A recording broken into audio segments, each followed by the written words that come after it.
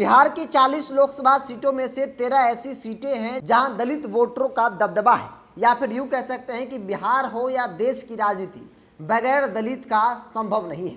लेकिन उससे पहले जान लीजिए कि 2024 का रण बेहद नजदीक है। ऐसे में भारतीय जनता पार्टी को नीतीश कुमार ने एक बड़ा झटका दिया, उनका साथ छोड़कर। ऐसे में भाजपा के जो तमाम समीकरण थे वो बिल्कुल ही बिगड़ चुका है। भाजपा मानो 3 पैर वाली घोड़ा हो गई है। एक मजबूत साथी की जरूरत है जो नीतीश कुमार थे, अब नहीं है। ऐसे में भाजपा को दर्जन भर ऐसी सीटें जहां अपने आप को हारती हुई भाजपा देख रही है। आज की इस वीडियो में बात दलित वोटरों की, वो कौन सी सीट है जहां पे दलित वोटर निर्णायक भूमिका में होते हैं। दरअसल बिहार में दलित वोटों का काफी अहमियत है। इस समुदाय के वोट की दरकार लोकसभा चुनाव लड़ रही तमाम पार्टियों को होता है।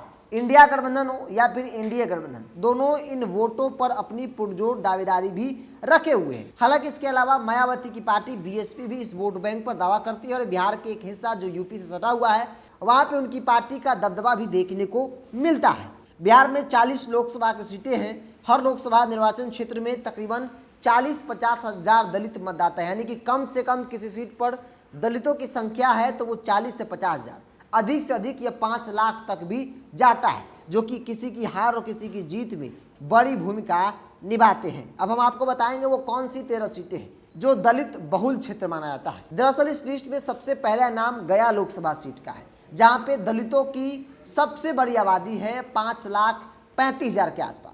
दूसरे नंबर पर औरंगाबाद, जहां पे 5 लाख आबादी है। नवादा 4,25,000 दलित वोटरों की आबादी। नालंदा 4,25,000। काराकाट लोकसभा 4 लाख। खगड़िया 3,50,000। सासाराम 3,50,000। उजियारपुर 3,50,000। समस्तीपुर 3,25,000। बक्सर 3,25,000। हाजीपुर 3,25,000। जहानाबाद 3,25,000 और आरा लोकसभा क्षेत्र में 3 लाख दलितों की आबादी है। और अब इस दलित वोट बैंक पर दावा करने वाले एक नहीं बल्कि कई नेता हैं। दरअसल बिहार की राजनीति में दलितों के प्रभाव को समझने के लिए यहाँ की कुल आबादी में दलितों की संख्या को भी जानना होगा। राज्य की कुल आबादी के लगभग 16% दलित हैं। दलितों के सार्वजनिक संख्या रविदास, मुसहर और पासवान जाति की है। लोजपा के संस्थापक रहे पूर्व केंद्रीय मंत्री रामविलास पासवान इस पासवान वोटर पर अपनी पकड़ बनाते रहे हैं और यह दावा करते रहे कि वो जिस गठबंधन में जाएंगे ये वोट बैंक उनको वोट करेगी, यानी कि वोट ट्रांसफर का भी दावा रामविलास पासवान करते रहे। जीतन मांझी खुद को मुसहर जाति का एक छत्र नेता बताते रहे। रविदास समुदाय की सर्वमान्य नेता बसपा सुप्रीमो मायावती मानी जाती है। मुख्यमंत्री नीतीश कुमार ने भी दलित समुदाय की 22 जातियों में से 21 को महादलित घोषित कर इनको अपनी तरफ करने का कोई कसर भी नहीं छोड़ा।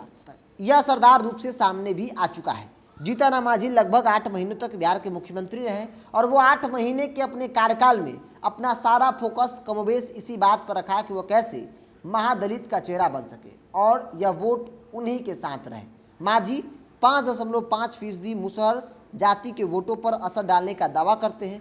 ठीक यही दावा रामविलास पासवान की पार्टी लोजपा भी 4.5% वोटों पर करती आई है। तो बिहार में 13 ऐसी लोकसभा की सीटें हैं जहां पे दलित निर्णायक भूमिका में होते हैं और आज की तारीख में इस बड़े दलित वोट बैंक को मनाने के लिए तमाम जो दल है वो उनके महापुरुषों की जयंती मनाने में लगी है। चाहे वो भीमराव अंबेडकर की बात हो, हालांकि उनको सभी लोग मानते हैं, लेकिन दलित उन्हें भगवान का दर्जा दे चुके हैं और इसलिए उन्हें पूजते भी हैं। उनकी जयंती हो, पुण्यतिथि हो, भव्य कार्यक्रम तमाम अलग अलग पार्टियां जो है वो करती है। यहाँ तक कि जनता दल यूनाइटेड यानी कि नीतीश कुमार की पार्टी अब अंबेडकर चर्चा करने के लिए एक बड़ा कार्यक्रम ऑर्गेनाइज कर दी, जहाँ गांव गांव में जाकर दलित बस्तियों में जाकर बातचीत किया जाएगा। तो बिहार की राजनीति हो या फिर देश की राजनीति, दलित वोटरों को इग्नोर करके राजनीति संभव नहीं है।